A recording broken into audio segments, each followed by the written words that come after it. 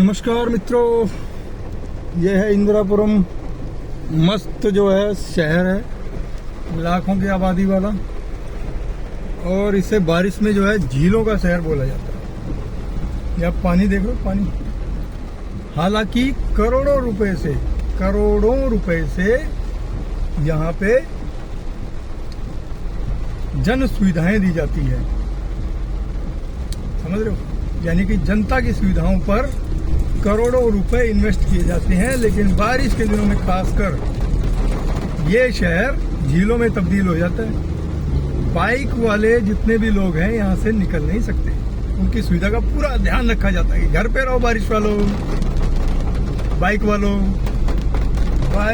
घर पे रहो बारिश के दिनों में। और बारिश के दिन कोई एक दिन तो होता नहीं, ये तो लंबे टाइम तक चलता है, ठीक है। तो ये उनके लिए विशेष सुविधा है।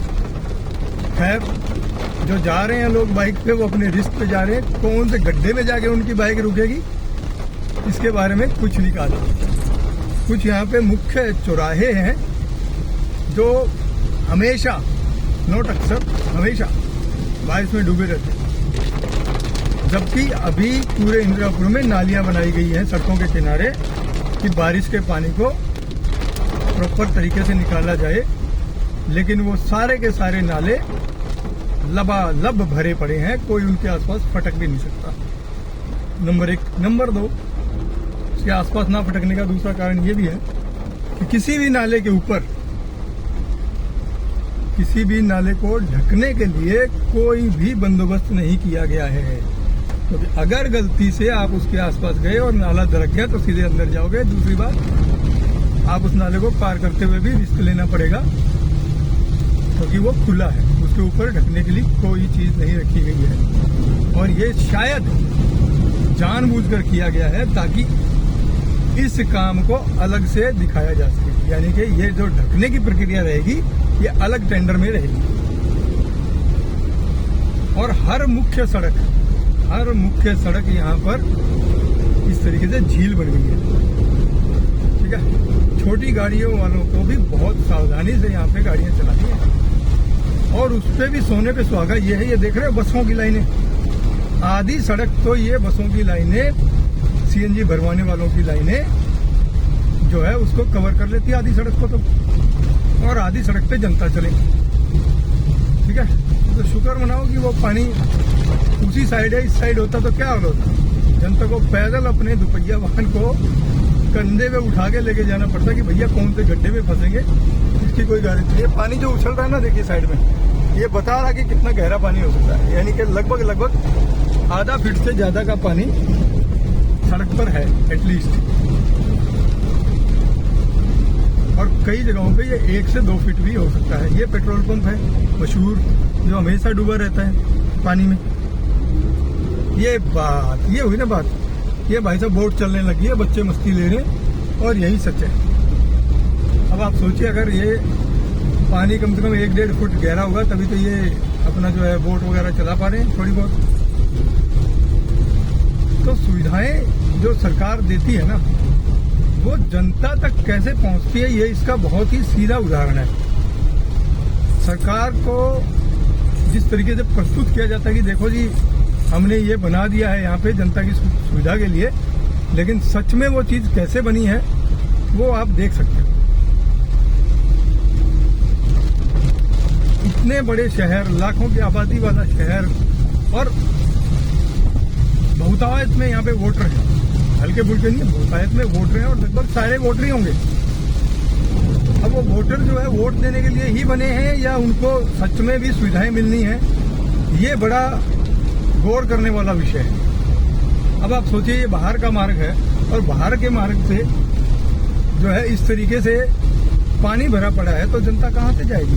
बीच वाली सड़कें तो पहले ही पैक हैं, बीच वाली सड़कों पे तो बिल्कुल झील का नजारा है। बाहर वाली सड़कों पर भी ये हाल है, तो ये थोड़ा सा मुश्किल है अब कि कैसे इसका समाधान मिलेगा जनता को। और ये हर बार होता है, हर बारिश में यही हाल होता है। आप सोचिए, इतने बड़े शहर का ये हाल है, तो फिर मतलब कहाँ जाए जनता। इसी समय के लिए तो सुविधाएं बनाई जाती है, वरना आम दिनों में तो सब कुछ सामान्य तौर पे चलता ही रहता है, उसमें तो किसी को कोई सुविधा की जरूरत है ही नहीं। लेकिन अगर जब जरूरत पड़ने पे सुविधा ही असुविधा बन जाए तो फिर क्या प्रयोजन क्या है इन सुविधाओं का? सिर्फ पैसा लगाना, जनता के टैक्स का जो पैसा है वो ठेकेदारों को देना और काम को सिर्फ फोटो में दिखाना, यही एक प्रयोजन मात्र बच गया। ये इस तरीके से देश का विकास नहीं हो सकता और होना भी नहीं चाहिए इस तरीके से देश का विकास। अगर आप सुविधाओं के नाम पे सिर्फ पैसे वेस्ट कर रहे हैं, व्यर्थ कर रहे हैं, तो उन सुविधाओं का कोई फायदा नहीं है, क्योंकि 4 दिन बाद फिर वही टेंडर निकाले जाएंगे और सेम सुविधा को दोबारा बनाया जाएगा सेम तरीके से, उसका कोई भी फायदा नहीं है। बार बार उसी चीज पर पैसा लगाना ये जनता को सुविधा देने के श्रेणी में नहीं आता। मैं इस विषय पे कई बार बात कर चुका हूं और मुझे नहीं लगता कि कुछ फर्क पड़ने वाला है, क्योंकि कोई इन चीजों पे बात करने वाला ही नहीं। कोई ऐसा पोर्टल नहीं बना रखा सरकार ने कि भैया सच्चाई दिखाई जाए कहीं पे, और अगर आपने दिखा दी तो ये आपकी गलती हो, मैं ये कहूंगा। आज के जमाने में अगर आपने ये इस तरीके की अव्यवस्था, असुविधा के बारे में किसी को बोला तो ये आपकी गलती हो सकती है।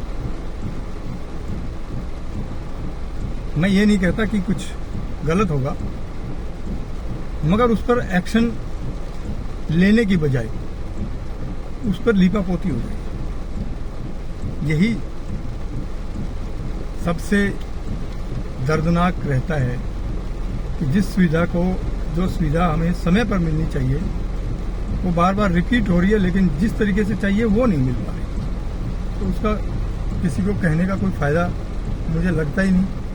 हाँ, भड़ास होती है वो निकाल लो तो ज़्यादा बेटर रहेगा, और वही हो रहा है, आप भी समझ सकते हैं।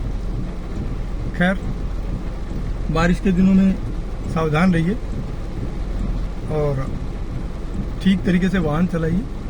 जहां आपको लगे ज़्यादा गहरा पानी है वहां पर मत जाइए, वही एक बेटर तरीका है।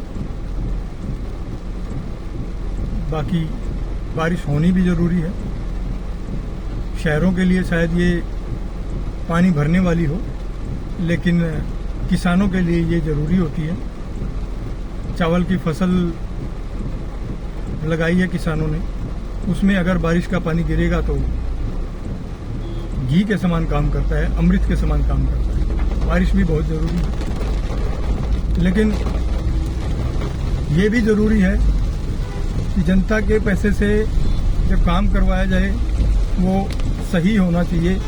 कम से कम जनता को ऐसा ज़रूर लगे कि हाँ, मैंने जो टैक्स भरा है वो सही रूप से इस्तेमाल हो रहा है, ना कि बार बार उन्हीं चीज़ों को रिपीट किया जाए।